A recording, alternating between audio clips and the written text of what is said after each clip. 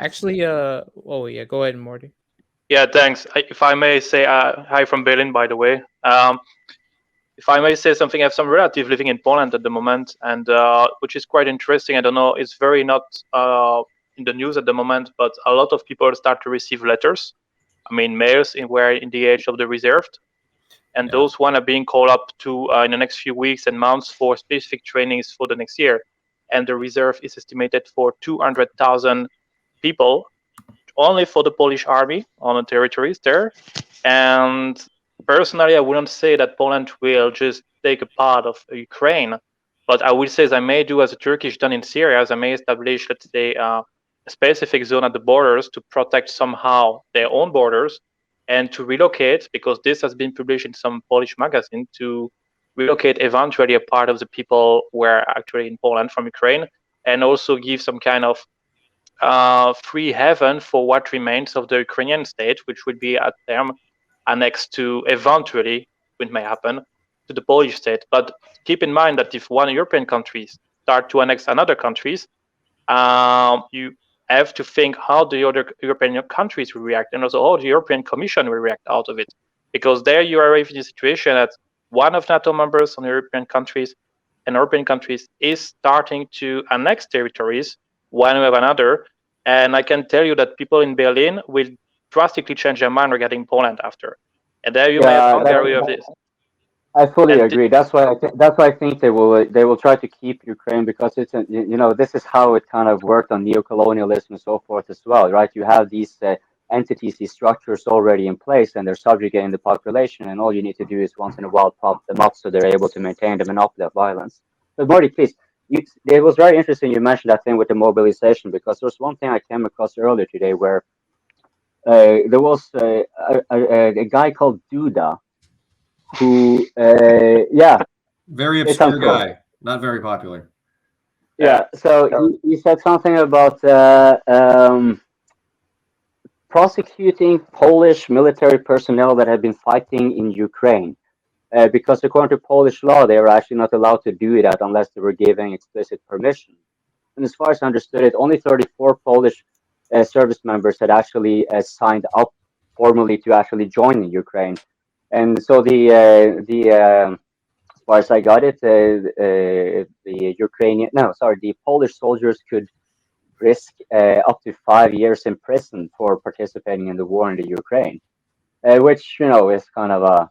So, and then you talk about mobilizations. I wonder, were you aware of that one, or do you think it's just puffing air in the political landscape? Personally, I mean, I'm for private and professional reason. I'm there quite often. I would say, first of all, the ruling party, which is ruling in a way that, I mean, it's quite, we not say authoritarian, but I mean, there's a lot of similarity with what's happening in Hungary, in Russia. There's no free media anymore in Poland. The justice is not independent anymore.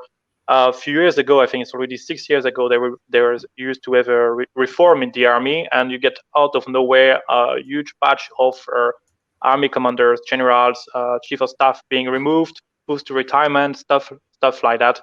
So the country, let's say, has been reshaped somehow from inside, in administration and so on. We have a huge Catholic Church. The power of the Catholic Church in Poland is very important. They have the lobbying there is very important as well.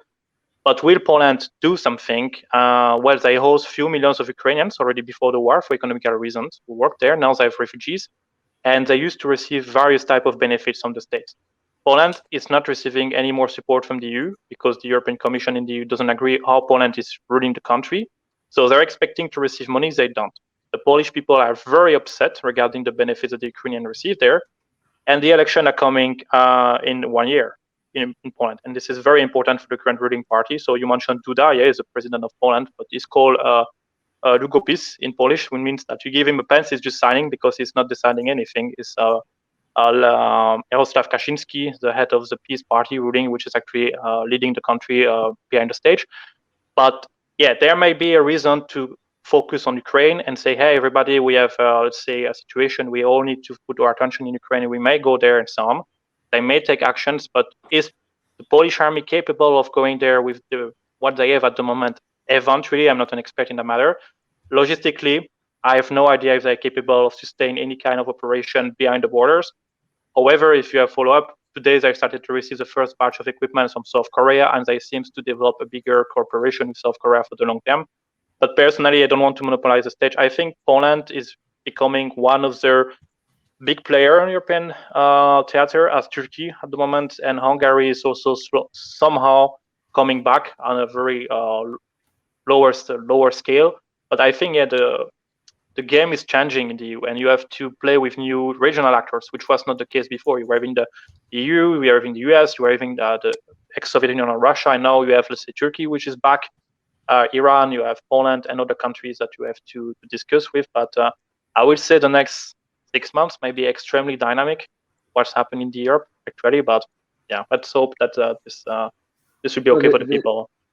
So this thing that Duda said about a Polish military might face 5 years of prison for participating in the Ukraine war, coming alongside with this mobilization of reserves.